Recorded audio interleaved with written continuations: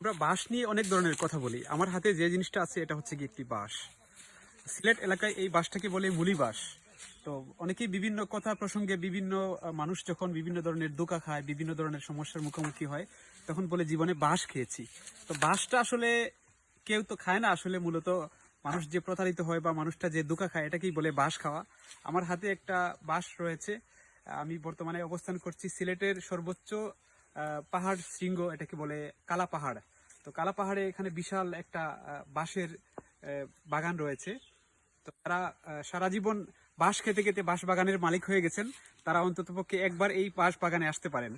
আসলে অন্ততপক্ষে বাঁশ খাওয়া, বাঁশ এবং পাহাড়ের বাঁশ দুটোর পার্থক্যটা বুঝতে পারবেন।